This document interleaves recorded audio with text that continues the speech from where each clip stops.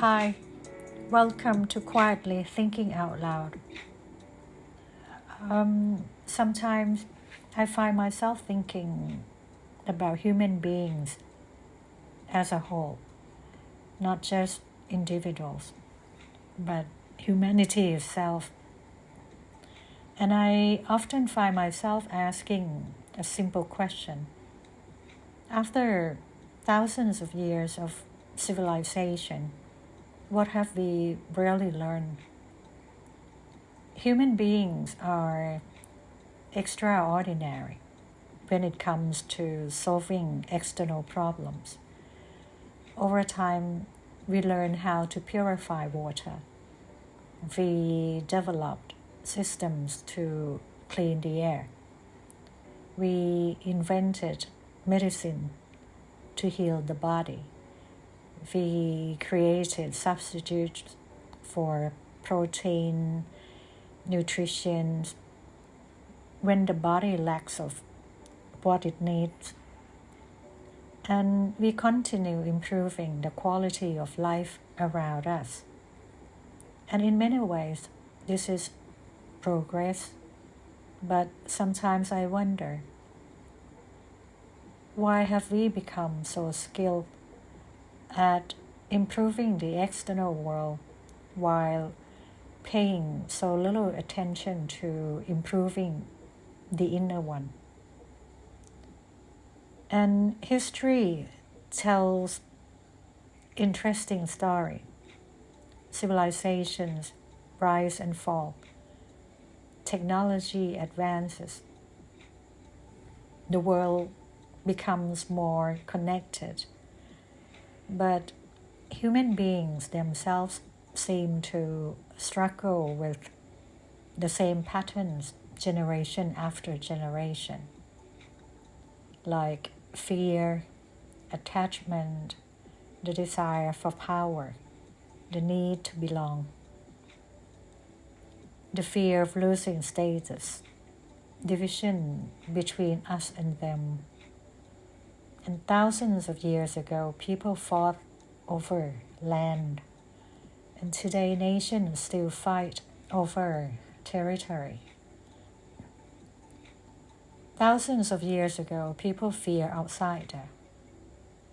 Today, societies still divide themselves based on identity, ideology, and belief. The form changes, the language changes, but the patterns remain familiar. We often say humanity has progressed, and perhaps in some ways, yes, we have.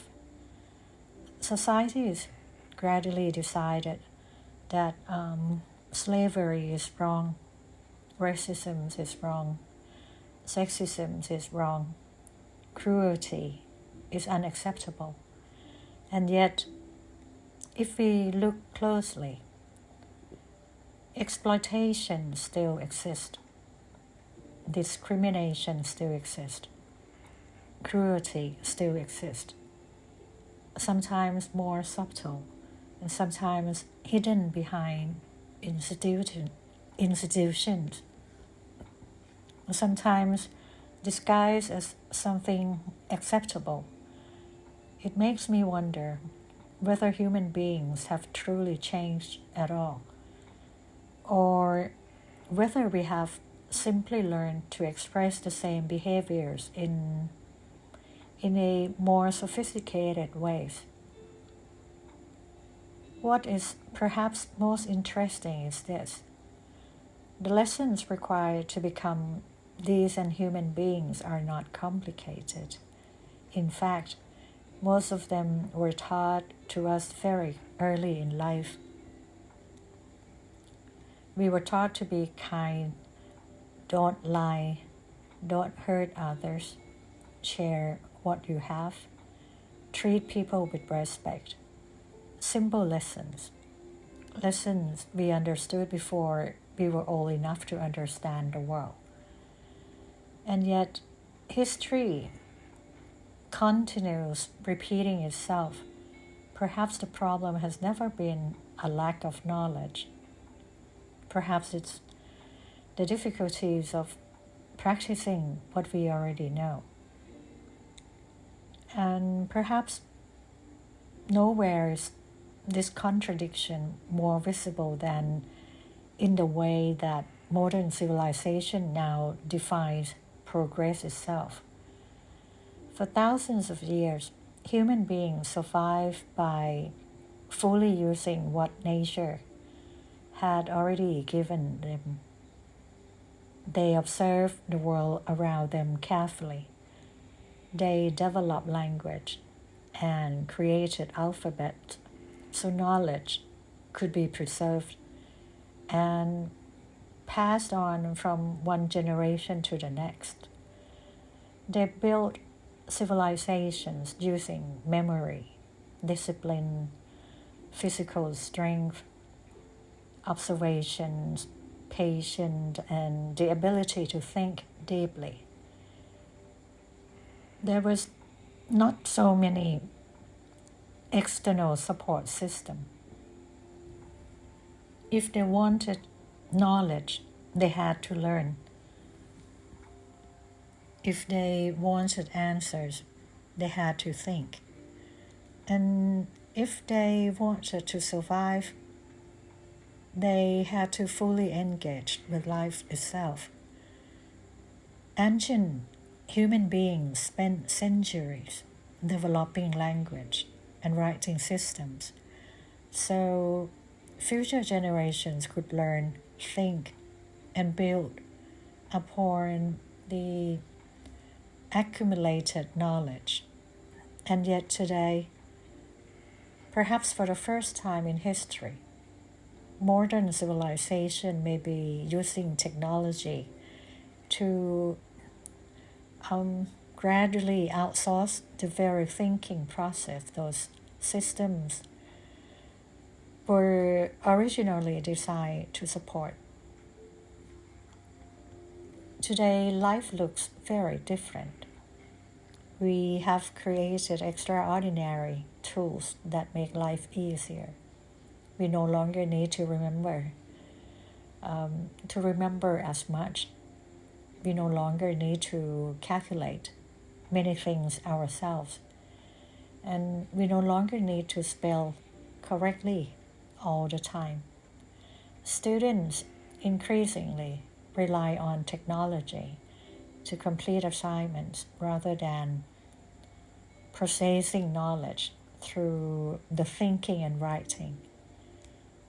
I recently came across an interesting example.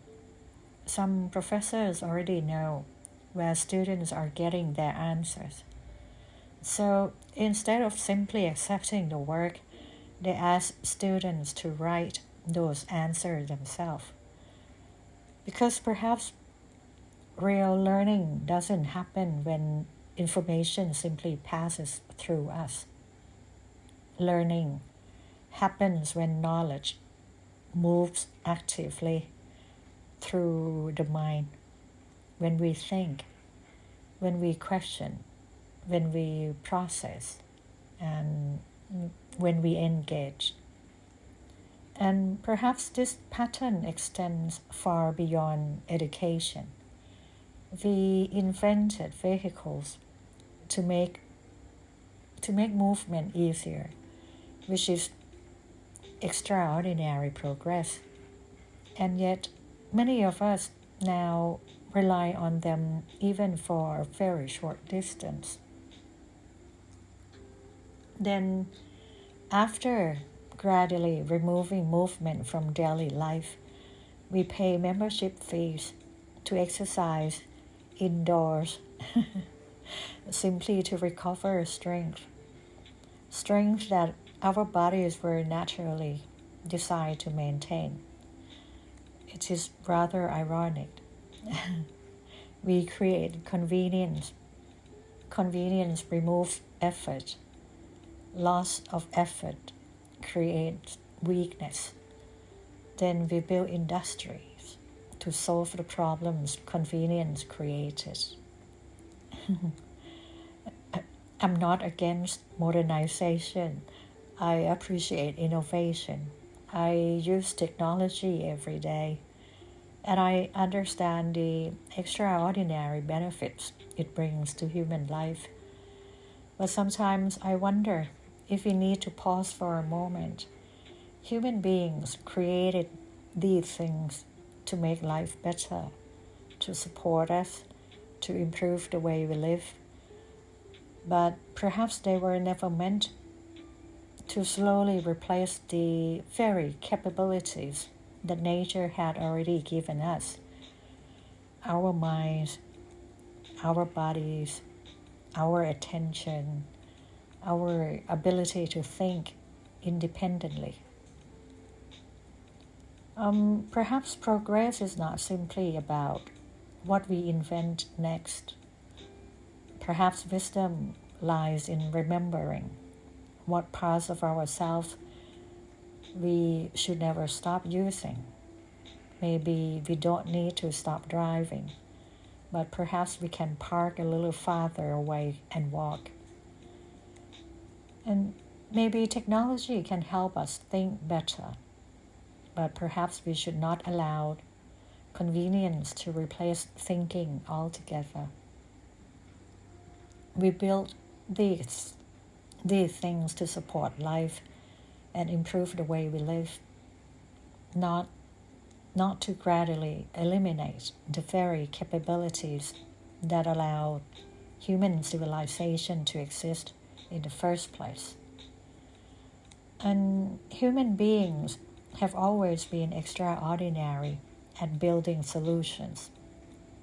We learn how to cross oceans, build civilizations, create language, invent technology, improve the world around us. And perhaps innovation will always remain one of humanity's greatest strengths. But maybe wisdom requires something equally important. Remembering that progress was meant to support human life, not quietly replace the very abilities that allow us to create civilization in the first place. Perhaps the question is not simply how advanced we have become, but what parts of ourselves are we slowly surrendering in exchange for convenience. I know that individually we cannot change the world, but perhaps real progress begins when human beings become more conscious, not only what we create, but of what we must never stop becoming. And lastly, my friend and I used to say, who knows, perhaps one day the human brain will become something very expensive, not because it's evolved, but because so few people remember how to use it fully. Premium condition, minimal mileage. Well, thank you for spending your time with me today. Until next, take care.